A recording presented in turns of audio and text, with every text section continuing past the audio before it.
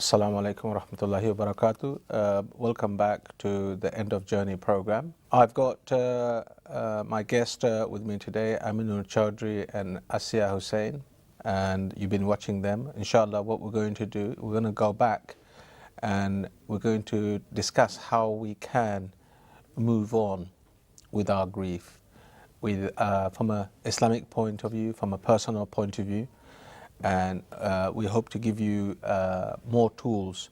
If you want to get more involved, or you have questions, you have suggestions, clarifications, please email us on endofthejourney@chsuk.tv.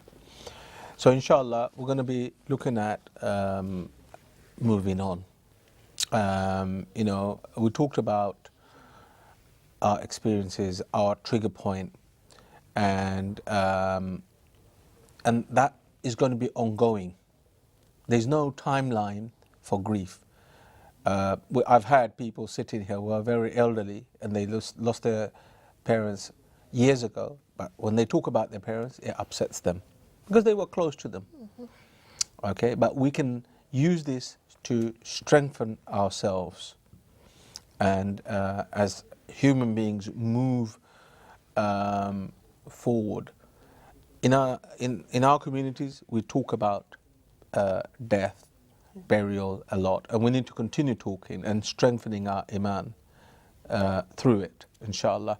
Brother Aminur, do you want to give us a bit more from an Islamic point of view, how to move on from a loss of a loved one in Islam? Okay, before that, actually, Abu Munim by I'm not a scholar or the imam, so You have experience. I have the experience. What I can say, since Eiding Care born, I think for the last few years, I've been doing volunteering with Eiding Care, and I have through Eiding Care, I have a chance to meet so many families and people when they lost loved one, and I see how they react this. So what we need to do as a Muslim, we know when someone died, we need to attend the janazah, which is farda kifaya. If few people attend, then this is accept from everyone. So, and you get big reward for it. And also what we need to do when we know, like I already told you, like before, if you know someone died, the family, you need to get your time out and visit them and ask them if they need any kind of help and support. Especially that time, they need more support, like one-to-one. And some people, they don't need, like especially a country like this, they don't need much financial support, but they need your quality time. So go and visit them and help them whatever you can. Even little help is big for them that time. And that time when you help someone, and they remember, trust me, they remember a lot. And also we have chance, some people they think maybe we have a big community here, everybody have a family members, but this is not true. Some people I met with them, they don't have enough family members. True. Maybe only a few of them, so they need your support, they need your help. Is that? Do you agree with that? Yeah, I totally agree, because I don't have much family at all myself, so I totally understand where he's coming from. When it comes to grief, you should always have people that you can talk to. You shouldn't be alone. Yeah, and one of the things I was going to say, that what you do is, there is a low point, and what you need to do is find things to do in a balanced way. Some people go too extreme. They leave their job. They think they're gonna, and in moderation. These are practical tips that I would suggest. And there have been Muslims and revert Muslims, they have been isolated in that way. Even if you don't have friends, even if you don't have family members, you got referrals that you can make through yourself, through the GP. That's what I'm doing. I realized after 3.5 years, I need to go to see my GP. who needs to help me. Because if you don't deal with it, you're going to end up with depression and stuff like that. Yeah. So inshallah, I'm hoping, Asiya, you're going to be exploring that option as well. Yes, Yeah. I am. Yeah. I mean, as well as you've got as much as possible volunteers from Eden Care and the We're support always happy mechanism. to help Yeah, but people like this. I think, Alhamdulillah. but I think with this one it requires, because it's over time. Yes. Yeah. Yes. Yeah. So you can never. You're suddenly, one day you're all fine. You're Yeah, dealing with your yeah. thing, and then you have your trigger points. Yeah, where you fall really low and you'll cry Yeah. and you can't get out of it. It's Yeah. like the whole world just stops around you and you don't Yeah. want to be with anyone, you don't want to talk to anyone, and you just cry and cry and cry. Yeah, and that's where, if you know your trigger points and if you know your pull-up points, you know how you can, like me, I've been advised by my very good friends and supporters. In particular, I have to give credit to Dr. Caroline. She was on the show, you know, having that break, just taking a few steps away, developing, spending time, quality time with yourself, quality time with your family are very important tools. But grief counselors, there are counselors out there we need to seek help from, therapists, yeah? And these are some practical tips. Otherwise, people get trapped, Yes. yeah? And we don't have time for, you know, getting trapped and going into depression, developing mental health. Can you give us some of the tips that we can have to develop, strengthen our spirituality? Okay, first thing what we need to do, like believe in Abu Bay, like وَالْيَوْمِ الْآخِرِ وَالْقَدْرِ وَخَيْرِ شَرِّ مِنَ اللَّهِ تَعَالَى وَبَعْثِ بَعْدَ الْمَوْتِ. We believe, and we believe whatever is happen for we believe it will be happen, you can't stop. And also we believe life after death. And also we believe what if something happened to you, definitely there is reason behind, and only Allah knows. So when you believe all this, and if you keep in your mind, then you don't feel that stress that much. And definitely it's for good cause. So you have to believe all this. Once you believe this, sometimes when someone they lost their loved ones, they forget all this, and shaitan is there to remove. So as a friend and the family members, they need to come and remind you all this. Losing someone is a low point. Low point. It's a low point in your Low life. point in your life. Yes. It does take you there. That's where you need people to pull you out. Yes. This discussion that we're having, it's not all low. No. It's, you know, we're crying, we're feeling upset, but it's lifting us up again, isn't it? Yes. Abu Bay, I think we have so many organizations here. We do so many activities, but I think the only Eden Care is only organization I believe to help and support this kind of stuff. I never had any other organization, and this is one of the 6 rights about the Muslim as well. What are they? It's like the first, when you see someone, you give a salam, and if they invite you, accept the invitation, and if they sneeze, say alhamdulillah, and if they ill, you go and visit them, and if they die, and go the janazah, attend the janazah and bury them. So Eden Care, I think they're doing all of this. You never see, I never see any organization they go and visit people. And there is some organization, but the Muslim organization, I never had anything in UK. So this is the first organization. I'm really proud and happy to be a part of the Eden Care. So alhamdulillah, if some viewers, they need someone like they can involve with us. It's not hard. You just give maybe 1 hour a week. How do they contact you? How do They can go to our website or Facebook, like edencare.co.uk. So Okay. it's very easy and simple. If they live in Tower Hamlets, just opposite East London Mosque, our office there, so they can come and visit. It's Also, a national organization. Yes, it is, Yeah. Okay. Yes, alhamdulillah. Do you want to add anything to what he said? Rose? Oh, he's right. It is the first organisation that I've seen that actually does everything that you're meant to do as a Muslim. But and it is the only organisation that I know that supports the terminally ill and the family right from the beginning to the end. Because most organisations, they'll just say if you've got cancer, for instance, you'll go into a hospice and they will support you to the end. But then once that dear and loved one's gone, what happens to the family? That's it. They need support. They're the ones that are going to fill it. But in saying this, I think because organisations like Eden Care are very young, Very young, yeah. and the difficulty on that holistic service is tough. Yes. To deal with end-of-life work, then burial, and then you got the grieving process.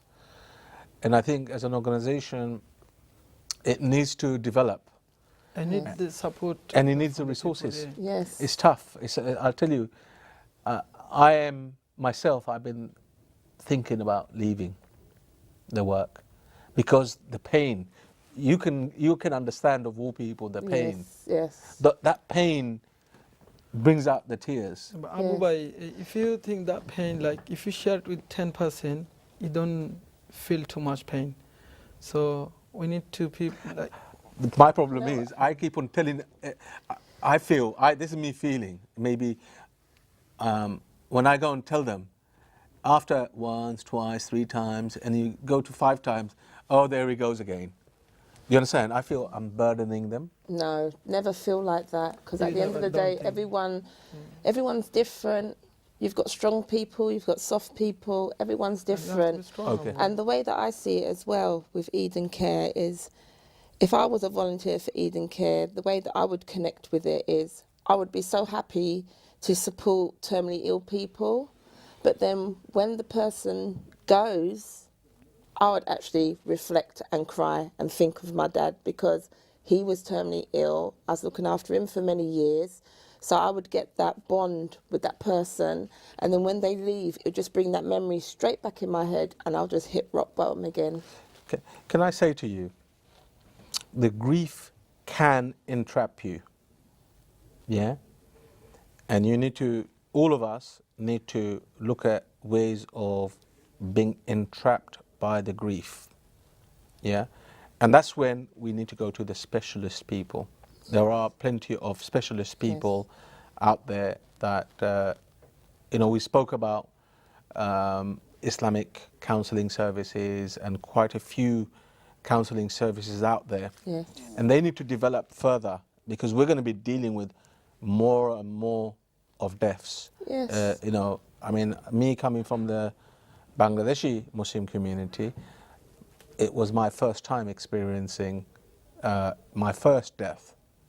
Yeah. Now, some people find comfort in charitable and faith-based work. Why is that? Okay, but because the Abu Bai, we have we don't discuss with the dead and to visit in our mosque, local mosque, and our other organization. We do talk about reward for to visit illness people, but we don't do actually action. We just say by mouth, but we don't do anything action. Eden Care, what we do visit people who are terminally ill and stuff. And the hadith said, Prophet ﷺ, if you visit someone ill or sick, and in the morning, 70,000 angels will pray for you until Maghrib. And if you visit someone after Maghrib, 70,000 angels will pray for you until Fajr. So we know this hadith, but we don't implement on ourselves. See, here immediately, so, you could do some of that. Some of this, yeah. And sometimes, Abu Bai, I said when I went to the London hospital with my wife, and I saw the one sister, she doing voluntary work over there. And I spoke to her, and I said to her, are you working here? And she said, no, I'm doing voluntary work. Then I spoke to her a few minutes. Then I said to her, you know what, I don't believe, I know there is this English word is called voluntary work, but as a Muslim, I don't believe there is any voluntary work. And she said, what do you mean? I don't get paid for it. But I said to her, but when I work, I do voluntary work for the Eiding Care and other organization, fee organization. But I don't believe this is called voluntary work, because I believe whatever I'm doing here, good deeds, I will get reward by Allah. So I do get paid by someone. Yeah. So this is not a voluntary work. That's a good way of actually thinking So of it. when you think like this, you don't feel you're doing something is for nothing. So It's a very good point here. Yeah, it Yeah, is. because you're fulfilling a duty, an obligation, and you are really getting paid by Allah subhanahu wa ta'ala. Yeah, yeah. And Asya, you need to explore some of that. Yes. Charitable, voluntary, or paid work by Allah subhanahu wa ta'ala. Yes. Yeah. Doing charitable acts we talked about. Yeah. For parents, by children doing that, making dua regularly. Yes. Yeah. A lot of people I've seen, they do things like water well and others for their parents. You can do so many things. So many. Sponsor an orphan, because that deed goes back to the deceased. Yeah. I've also found, I've started writing my stories, your memory box. Yeah. Some people do video memories, picture memories, so that you can always reflect back and not forget and remember. Yeah. You can tell stories. We've heard a lot of stories about your dad. Yes. Yeah. And, really talk enough, not just say, complete, total loss. Yeah. I remember a story, one of the shortest surah in the Quran, we read, Inna a'tayna kal kawthar. Yeah. Yeah. Let me give you the background to that story. Yeah. And I find it amazing. Prophet ﷺ lost his son, and he was sitting crying, and the Arab people who hated him, because that was his son, and he was crying. He lost his son, as a father would. Yeah. And he was crying, and they were saying, he's not a man, he's nothing. And Allah subhanahu wa ta'ala revealed Surah Kawthar. Inna a'tayna kal kawthar. Fasalli li rabbika wanhar. When Prophet ﷺ was hearing the surah, by the end of the surah, he was upset. By the end of it, he was happy. Because Allah subhanahu wa ta'ala had said that after death, for Muslims, life begins after death. That's another way of looking at it.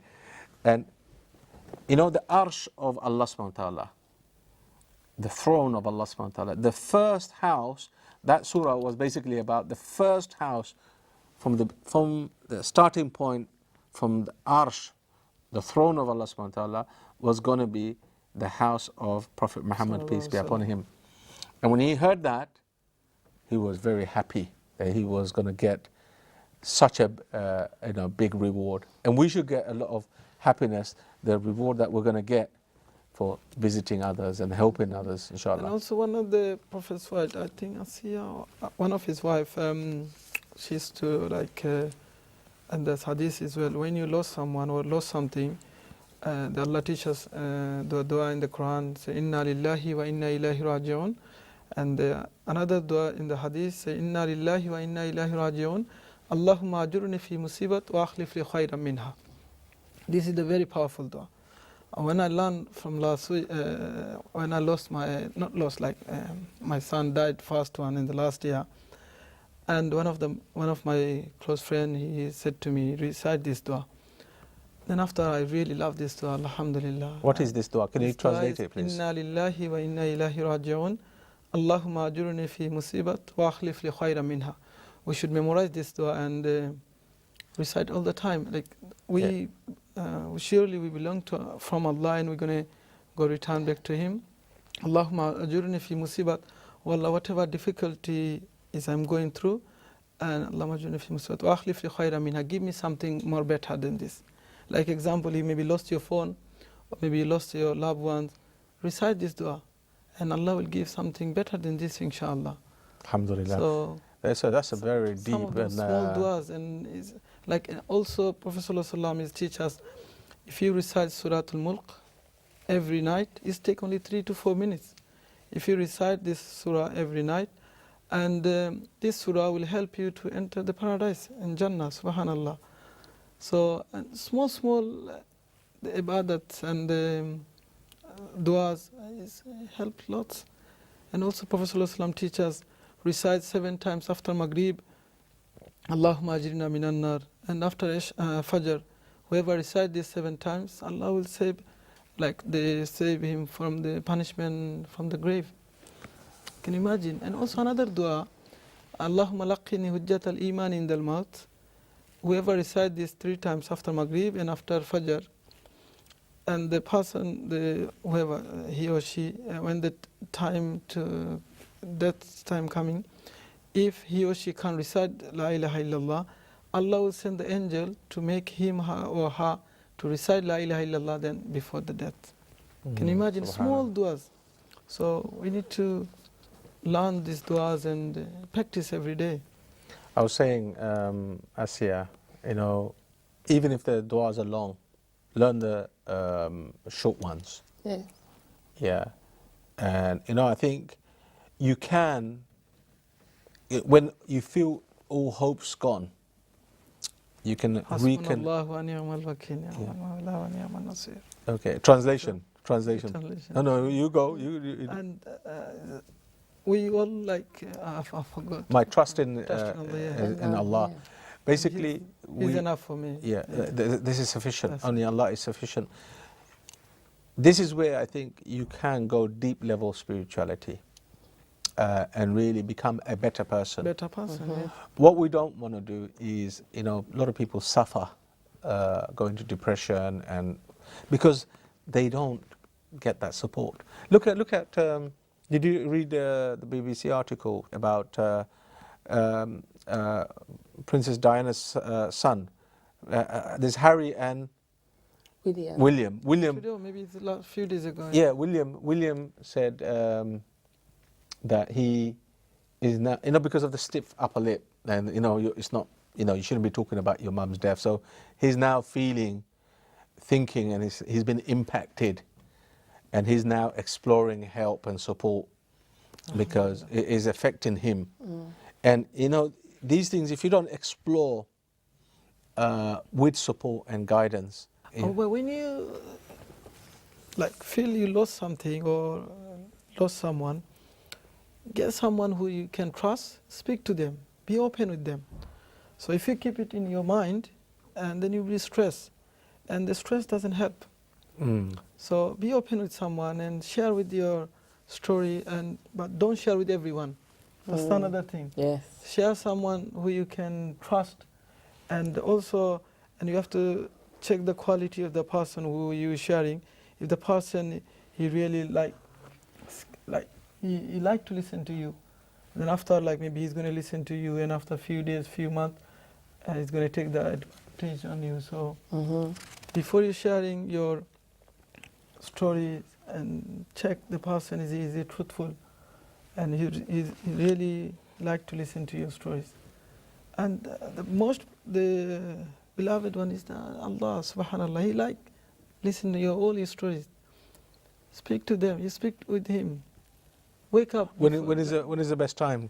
Just before the Fajr time. Yesterday I went to the program, and the Sheikh said, sometimes I can give the example when someone calling you, and if you don't pick up the phone, after 1 hour you try to call the person, maybe the person is busy that time. Allah is calling you on that time, and we sleeping, we don't answer his calling. Allah coming to you and asking you if you need any help, any support. So we Inshallah, that's really, it's about yourself. You gotta look after yourself. Number one. We because out of duty, out of love, we've taken care, and we take care of our children and husband and everybody else. But we're number one. we got to be in good health, good mind. We're coming to the end of the show. We have another few minutes, and this would be a good time to summarize. We talked about a lot of hadith, a lot of Quranic ayah, a lot of du'as, and we wanted to give you, we talked about personal experiences. Asya, she's given personal experience, I have. And we wanted to give you these tools. Now, we're not saying these are all, that's it. There's a lot more that you can learn and benefit from. We hope that you've benefited. So I want my guests to sort of summarize. They would give you some advice. So I want to give at least 20, 30 seconds. So I want to start with Asya. You've come, you've taken part, you've lost your father. I hope you've learnt something today, and people who are watching have also learnt from you. Yeah.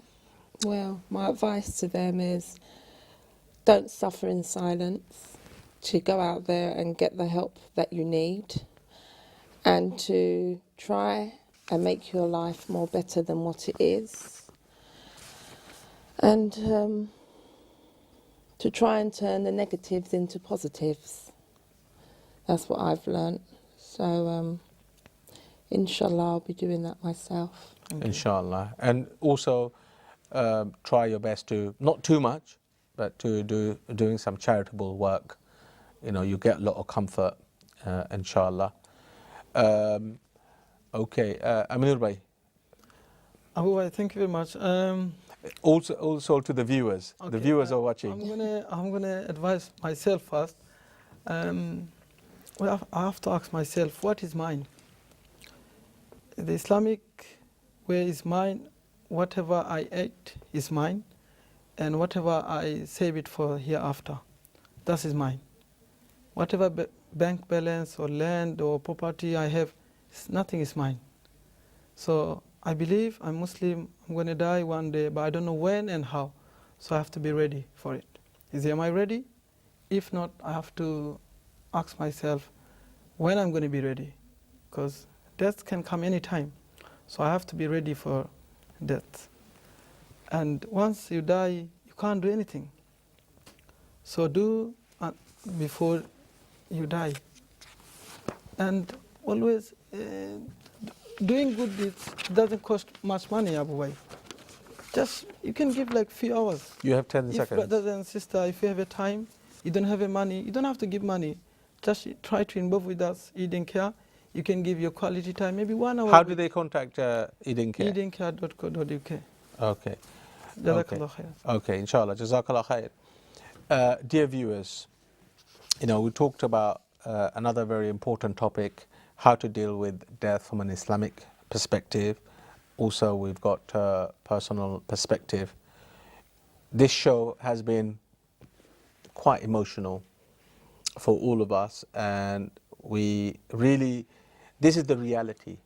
Once you lose someone dear to you, close to you, you will go through similar experiences. Some will experience more, others will experience less.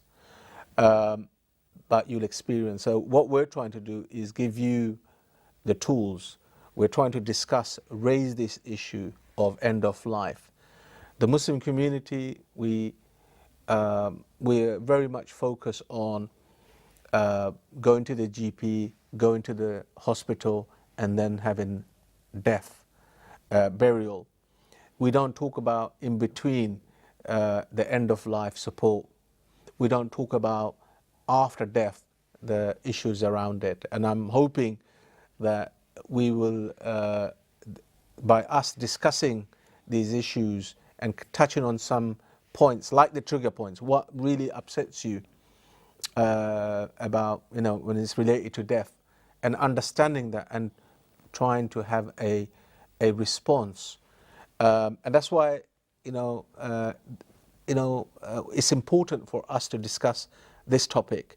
And we all know, according to Hospice UK report, by the year 2030, there will be 250,000 Muslims over the age of 65. We do need to think about end of life care.